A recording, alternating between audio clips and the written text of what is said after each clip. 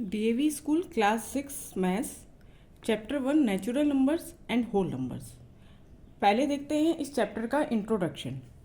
तो जैसे कि चैप्टर का नाम है natural numbers and whole numbers, तो नेचुरल नंबर्स किन्हें कहते हैं? वो नंबर्स जो 1 से स्टार्ट होते हैं और इन्फिनिटी तक जाते हैं। इन्फिनिटी होता है जिसका कोई एंड ना हो, अनंत। ठीक है, नेचुरल नंबर को हम शो करते हैं n से, और ये स्टार्ट होते हैं 1 से और जाते हैं इन्फिनिटी तक। तो हम कह सकते हैं कि नेचुरल नंबर में सबसे छोटा नेचुरल नंबर जो है वो 1 है, और ग्रेटेस्ट नेचुरल नंबर हम फाइंड नहीं कर सकते। ठीक है, नेचुरल नंबर को हम n से डिनोट करते हैं और नेचुरल नंबर को हम जस्ट काउंटिंग नंबर भी कह सकते हैं। सेकंड आता है होल नंबर्स। होल नंबर्स वो नंबर्स जो 0 से स्टार्ट होते हैं और इन्फिनिटी तक जाते हैं। होल नंबर को हम w से रिप्रेजेंट करते हैं। अगर नेचुरल नंबर में हम 0 और इंक्लूड कर दें तो वो होल नंबर्स बन जाते हैं। ठीक है, तो सबसे छोटा होल नंबर है 0, एंड सबसे greatest whole number we can not find the greatest whole number. ठीक है, नेक्स्ट है रोमन न्यूमरल्स। तो यहाँ पे देखिए मैंने एक टेबल बनाया है। यहाँ पे कुछ हिंदू न्यूमरल लिखे हैं और यहाँ पे उनके रोमन न्यूमरल लिखे हैं। 1 को हम रिप्रेजेंट करते हैं I से, 5 को V से, 10 को X, 50 L, 100 को C से, 500 को D से एंड 1000 को M से। ठीक है, अब किसी भी हिंदू न्यूमरल को हम रोमन में चेंज कर सकते हैं। हमें इसके लिए कुछ रूल्स आने चाहिए। तो पहले हम डिस्कस करते हैं उन 5 रूल्स को। तो पहला रूल है, if a symbol is repeated its value is added as many times as it occurs. अगर एक सिंबल रिपीट हो रहा है तो उसकी वैल्यू भी उतने टाइम्स क्या हो जाएगी? ऐड हो जाएगी। जैसे कि अगर 1 है तो 1 के लिए हम कैसे रिप्रेजेंट करते हैं? 1 को I से। तो अगर मैं 2 स्टैंडिंग लाइन बना दूं, यानी कि 2 I बना दूं, तो इसकी वैल्यू हो जाएगी 2। 3 बना दूं तो इसकी वैल्यू हो जाएगी 3। स्टैंडिंग लाइन बना दूं, 3I बना दूं तो इसकी वैल्यू हो जाएगी 3। बट याद रखो कि किसी भी सिंबल को हम 3 से ज़्यादा रिपीट नहीं कर सकते। ठीक है, इसी तरह से अगर मैं x लिखूं तो ये रिप्रेजेंट करता है 10। 2 टाइम्स x लिख दूं तो 10 + 10 ये बन जाएगा 20। 3 टाइम्स x लिख दूं तो ये बन जाएगा 30। ठीक है, फर्स्ट रूल। सेकेंड रूल क्या कहता है कि एक सिंबल को आप 3 टाइम्स से ज़्यादा रिपीट नहीं कर सकते। और कुछ सिंबल्स जैसे V, L एंड D इनको कभी रिपीट ही नहीं कर सकते। ये वाला सिंबल V, L, D, ये 3 सिंबल ऐसे हैं जिनको हम कभी रिपीट नहीं कर सकते।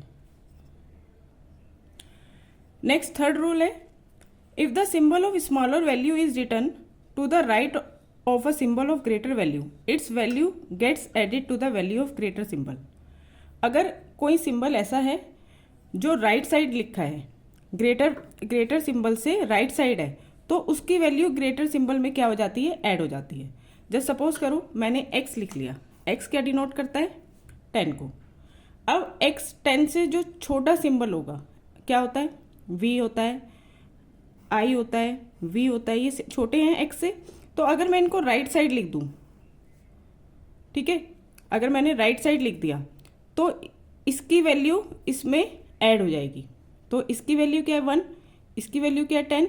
तो ये क्या रिप्रेजेंट करेगा? 10 + 1 यानी कि 11। ठीक है, फोर्थ रूल कहता है, if a symbol of smaller value is written to the left of the symbol of greater value its value is subtracted from the symbol of the greater value. इसका opposite बोला है। देखिए मैंने 10 लिखा, अब यहाँ पे राइट साइड लिखा था तो वैल्यू ऐड हुई थी। इसमें बोला है अगर छोटे सिंबल को हम लेफ्ट साइड लिखते हैं, बड़े सिंबल से लेफ्ट साइड लिखते हैं, तो मैंने यहाँ पर I लिख दिया, तो इसमें से इसकी वैल्यू सब्ट्रैक्ट होती है, यानी कि ये रिप्रेजेंट करता है 10 को, ये रिप्रेजेंट करता है 1 को। तो यहाँ पर हम 10 - 1 करेंगे तो इसकी वैल्यू क्या हो जाएगी? 9 हो जाएगी।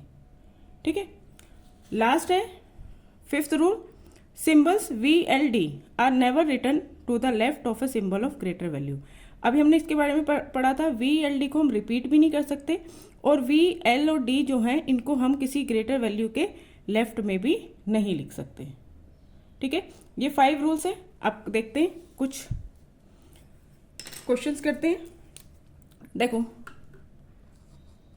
हमें 19 को रोमन में लिखना है, तो 19 को हम स्प्लिट कर सकते हैं 10 + 9 में, ठीक है। अब आप देखिए 10 को हम कैसे रिप्रेजेंट करते हैं, x से। 9 को कैसे रिप्रेजेंट करेंगे, 10 में से 1 माइनस कर दो, ठीक है। तो माइनस करना है तो हम किस तरफ लिखेंगे, लेफ्ट साइड, ठीक है। तो x क्या रिप्रेजेंट कर रहा है, 10, और ix क्या रिप्रेजेंट कर रहा है, 9, तो ये क्या बन गया, 19, ठीक है। एक और देखते हैं 56। 56 को हम स्प्लिट कर देते हैं 50 + 6। अब 50 का सिंबल क्या है, L है, और इसको कैसे रिप्रेजेंट करेंगे, चलो इसमें बीच में ये नहीं लगाते, इसको कैसे रिप्रेजेंट करेंगे, 6 को, 6 के लिए 50 के लिए L, 6 के लिए V, 5 हो गया, और राइट साइड I बना दो, 1 हो गया। तो 5 + 1 6, और ये क्या है 50, 50 + 6 56, ठीक है। एक और देखते हैं 44, ये आपके एग्जाम्पल्स हैं। 44 को हम स्प्लिट कर लेते हैं 40 + 4 में। 40 को कैसे रिप्रेजेंट करेंगे, 40 रिप्रेजेंट करेंगे 50 में से 10 माइनस करके, तो 50 का सिंबल होता है L, इसमें से 10 माइनस करने हैं तो हम लिखेंगे लेफ्ट साइड। और 4 को कैसे रिप्रेजेंट करेंगे, 4 को हम रिप्रेजेंट करेंगे 5, V बनाया 5, और V के आगे अगर हम I लगा देंगे तो ये क्या हो जाएगा, 5 - 1 4, ठीक है। नेक्स्ट देखिए 98। 98 को स्प्लिट कर लो 90 + 8। अब 100, 90 को हम कैसे बनाएंगे, 100 से बनाएंगे। 100 का सिंबल क्या होता है, C। अब C में से क्या करेंगे, x माइनस कर देंगे, यानी कि 100 में से 10 माइनस करेंगे। 10 माइनस करेंगे तो 10 का सिंबल क्या होता है, x, उसको हम लेफ्ट साइड रखेंगे। 8 कैसे बनाएंगे, V बनाएंगे, ये हो गया 5 6 7 8, ठीक है। नेक्स्ट